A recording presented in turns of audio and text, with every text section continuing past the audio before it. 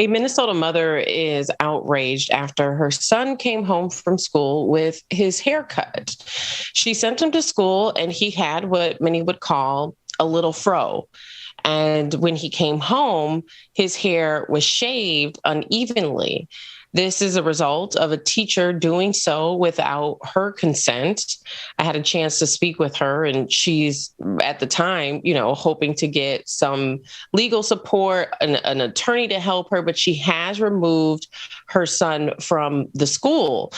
There has been an outpouring of support from other educators, from barbers. It was a pleasure to hear yesterday that her son got to go in and get a fresh haircut so that he can start his new school today looking and feeling good. Ben, I know that this is a sensitive topic for a lot of people in the Black community, because when you talk about our hair, it is very much so tied into our identity. And in Minnesota, the Crown Act has passed in the House, but not in the Senate. And so this has reignited conversations also about protections that would come under that legislation as well. But I mean, anytime you're talking about a child, this is a 12-year-old boy. And I think the school's argument in this case was that the boy said he didn't like his hair. And so for whatever reason, the teacher then felt like she had the authority to go ahead and cut his hair without the parent's consent. But needless to say, when you look at the haircut, it's uneven. Like, obviously, this was someone who's never cut anyone's hair before. They didn't know what they were doing. And this has been very traumatic for the 12-year-old as well. Good morning, Georgia. I've been following that story. I saw the images of the haircut, and I'm not really buying the school's story about him not liking his cut, because he certainly didn't like what that teacher did to him, and more gaps than a mall. But I digress. Here's the thing, Georgia. It's ludicrous that people think they have the right to make a comment on our hair or lack thereof, right? Whatever we choose to do, that's what we do. These dress codes are these different organizations with their subjective rules. We also see how those things fall down and become cumbersome for women and children and girls, right? So it's really an arbitrary thing that is really foisted upon Black people more specifically, and it's really disgusting. Yeah, well, and I think on top of all of that, the police were called to the school by the principal, and the officer would not issue the family a police report because they said no crime had been committed. That to me was concerning because, number one, the principal called the police. So I wondered, was it someone that the principal knew that responded?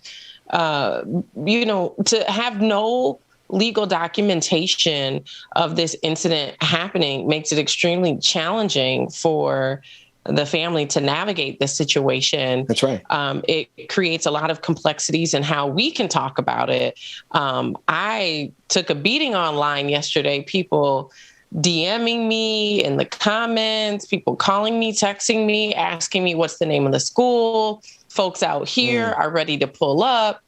But for legal reasons, because there is no documentation, I've reached out to the school. They've refused to make a comment. They have not responded to anything. I mean, I've called, I've emailed. It makes it complex. Like, we at this point have to wait for the family and their attorney to issue a statement about which school this happened at. Regardless of the point, it serves as a conversation starter about what's happening in classrooms to Black students, because this isn't the first time we've heard a story like it. Right. I was going to say this is not an isolated event. Rebecca actually covered, Rebecca Zor, obviously from Like I'm Not, covered a story years ago where a young girl had her hair cut at school. A young Black girl had her hair cut at school. And it's like, who do these people think they are to make a judgment call on someone else's child's appearance if you simply don't like their design or you think it's too ethnic or too Black? They need to fall back a little bit here. Absolutely. Well, I do want to turn now. I believe we may have a guest in with us this morning. She has been covering a lot of the protests that have happened here in Minnesota. Her son's father was actually killed by police. And so she's been at the forefront of the fight for justice. But, what was really alarming about 2 weeks ago on the 1-year anniversary of the death of Daunte Wright, her son was with his friends. They were walking to McDonald's near their home, and they were wrongfully detained. They were placed in handcuffs. Joining us this morning is Toshira Garraway. Toshira, thank you so much for being with us. Can you update us? Because I know we've been following this story on social. Your son was wrongfully detained. How have you engaged with the Maplewood Police Department? What has their response been? Have they offered any reconciliation for this? No, they haven't, and it's actually really disturbing because one of their officers went on to do a press conference, and he talked about how he was proud of how the officers responded to the children, and because they were calm for a little bit while they were handcuffing our children, a 10-year-old, two 12-year-olds, and my son, who's 16, who had walked the little kids across the street to McDonald's with their parents' permission. And he was just walking them back home. And so they said freeze to the kids, and my son stood there and the other little girl did. But they had no reason to handcuff those children, to throw them in the back of squad cars with a barking dog. One of the children has stated that she's seen the officer grabbing at his gun, and he actually undid the gun in the holster. And because I remember when I was out there trying to get the children out of the vehicles, the little girl started screaming hysterically. And I thought that she was screaming because she was already saying that the cuffs was too tight. But then she got quiet for a while. And then next thing I know, she started screaming hysterically again. Or the first time she was screaming, saying they're too tight. But this second time, she was going hysterical. And I just found out, she said she's seen the officer grab at his gun and flick open the holster. And I guess because I was yelling, because I was upset, because I was trying to get those kids out of handcuffs and out of the back. They didn't do anything wrong. They had the wrong children.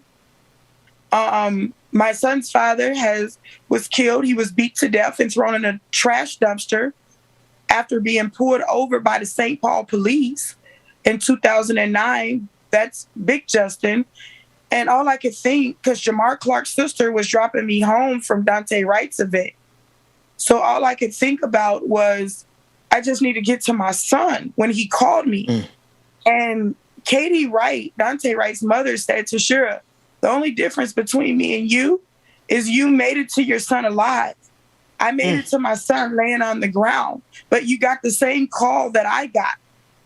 Because my son called me saying, Mom, I'm in the back of a squad car. They have me in handcuffs. They said I had a gun. They seen me with a gun.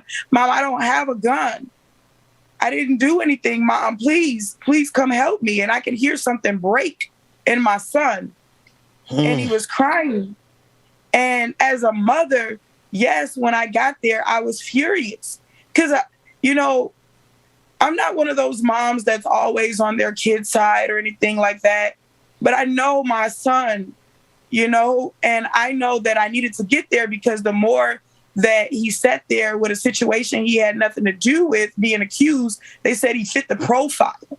They said the kids fit the profile of somebody they were looking for in the area. And it's like a 12-year-old, a 10-year-old, and a 16-year-old, two 12-year-olds, a 10-year-old. They had a 10-year-old. And it was unnecessary and uncalled for. And then they made it seem like I was blowing it out of control and it just was a lot of gaslighting. But I'm doing what I have to do as a mother. They told me when I was out there that night, the officer said, I'm just doing my job. Well, I'm just doing my job as a mother. That's right. That's right. That's right. You know, this is such a difficult story. We're sending our heart out to you because I just can't imagine, to all the families, a 10-year-old in handcuffs. I like to ask, what was did they ever discuss about what was so egregious? Who were they chasing and what were they chasing them for such that they had to arrest or detain a 10-year-old? Because it better have been something spectacularly dangerous, because otherwise there is no justification for putting children in handcuffs. Well, so they were looking for someone in the area because they claimed they heard gunshots. The problem is that the video or whatever they have of some other kids, not our children who they detained, the video that they have, they don't even see the kids they claim they were looking for, which were way bigger than our children. They are not seen on the camera doing anything wrong themselves. They see some kids walking and then they heard a loud noise and they suspected that it was gunshots. And then they seen 4 minority children, 3 Black kids and a little Mexican kid, which was the group that this little boy here that you can see.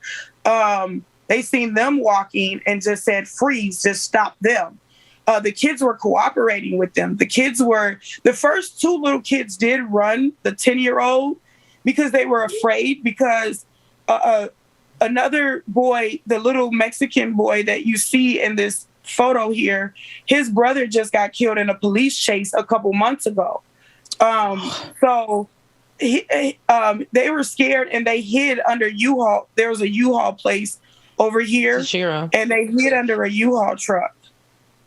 And that point that you make about, Marcos's his brother was among the kids. The thing that bothers me here is that these children, and even your son, was friends with Marcos. So Marcos was one of the teens who was killed in a high-speed chase in the same city a few months ago. And so, while we don't have any solid evidence that can say that these children are now being intimidated by the police, it is very odd that out of all the children in the city, you go and you start wrongfully detaining children who are either related to or friends of the teen who was killed in a chase.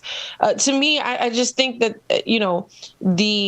the connections there are very odd, and they're so odd that I don't think that we should easily dismiss them. I'm not making any accusations saying that they are, strategically targeting these kids, but it is very odd, and you can't tell me that it's not.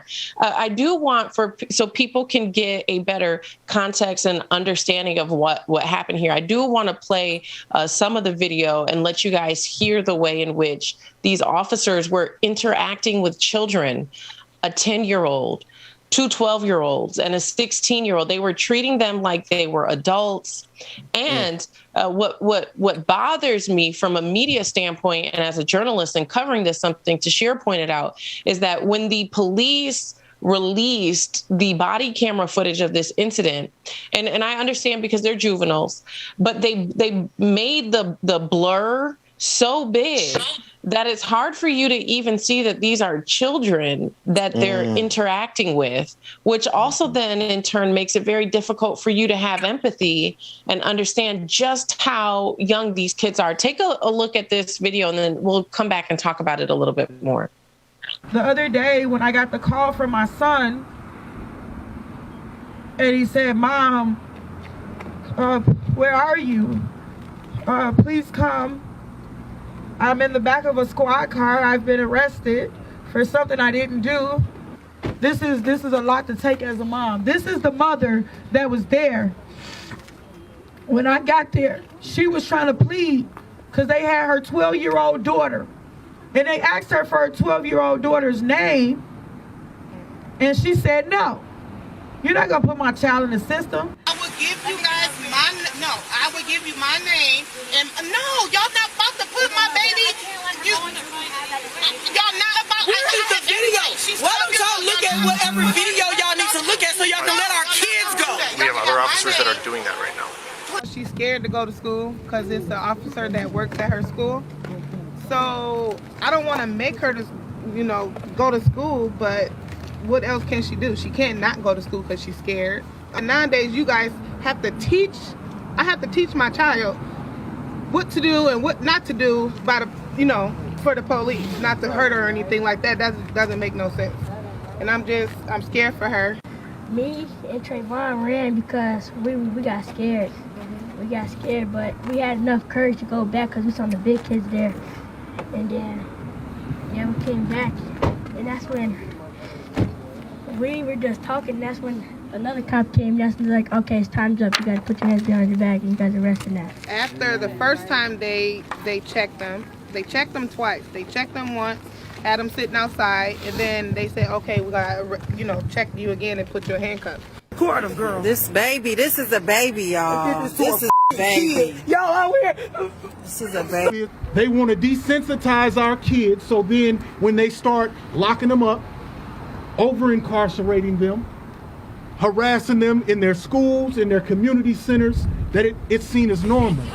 Oh, I'm black, this is supposed to happen to me. I'm brown, this is supposed to happen to me. This is what my life looks like.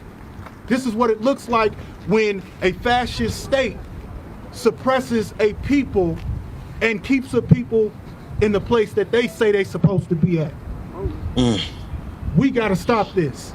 Here's the thing. I understand people get outraged when they see incidents where people are killed by police, as they should. But if we don't start addressing these situations, the wrongful detainment of 4 minors, if we don't start addressing these situations and taking these situations seriously and holding law enforcement agencies accountable for harassing our kids, then we are allowing a culture in police departments to be fostered that will continue to produce the outcomes in which it has.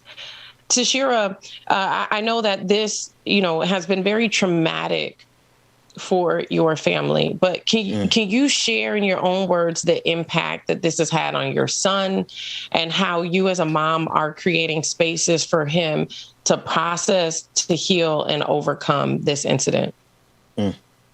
Well, prior to this whole incident, because of what happened to Big Justin, his father, like I said, Justin Tyan, the father of my son, he was beat to death and thrown in a dumpster by the St. Paul police in 2009.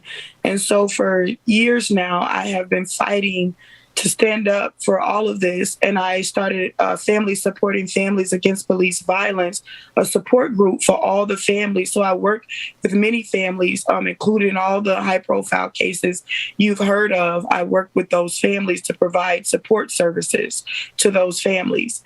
And it's really hard and hurtful right now because I have been on the front lines, but right now I honestly don't even really have the strength.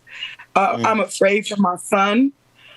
Because over any job or anything that I have out here in the community, I'm a mother first, Right. And to see those tears roll down my son's face when they opened the door of the police car, again, where they had dogs barking. And anybody ever been in the back of a squad car, it looks like a jail already. And my son is a good kid, My son doesn't have a history. He doesn't have anything. And so for my son, they told my son, we seen you on a video shooting a gun, and they never seen that. They were convinced that they had whoever they were looking for. They weren't asking questions. Like they're trying to make it seem in the media that they were just asking the kids a couple questions. That's not the case. They were convinced that they had whoever shot a gun in the area. And so I'm just hurt. I'm very hurt for my son's sake as a mom, because the mental health things that he has to go through. He just lost his best friend with the police being involved 6 months ago. He lost his father to the police. And it's like, how much can anybody take as a mother to know that my son had to be hospitalized twice after his friend got killed. And I'm just scared of what the future holds here in Minnesota for my Black son. I have plenty of space in Florida. Please,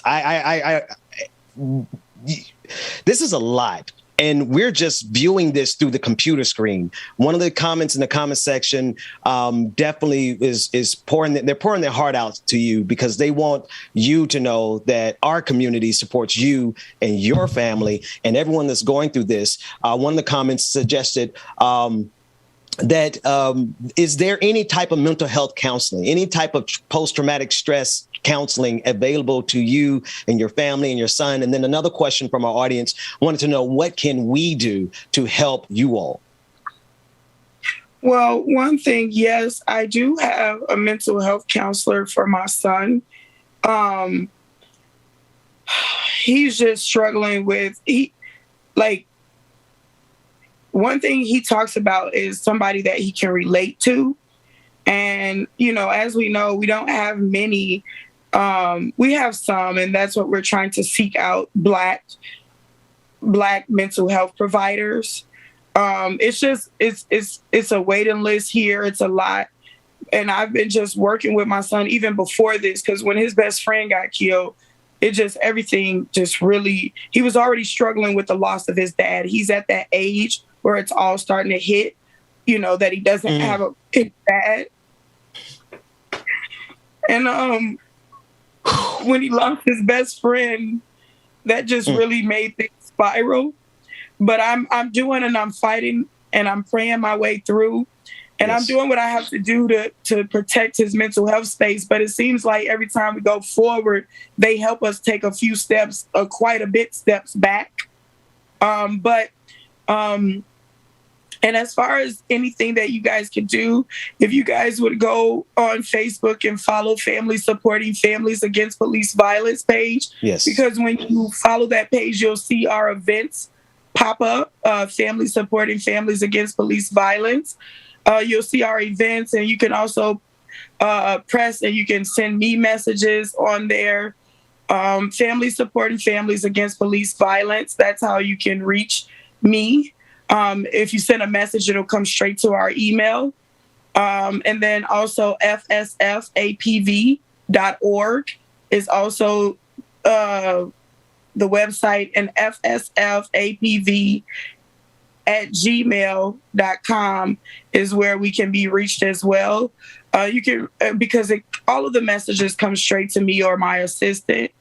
But there's different ways, depending on your capacity, that people can help. And just even coming out to the rallies, because we're going to be doing rallies for the kids. So just showing up is a lot of support. I'm struggling to get people to come to the rallies and stuff for our families nowadays, because, so thank you.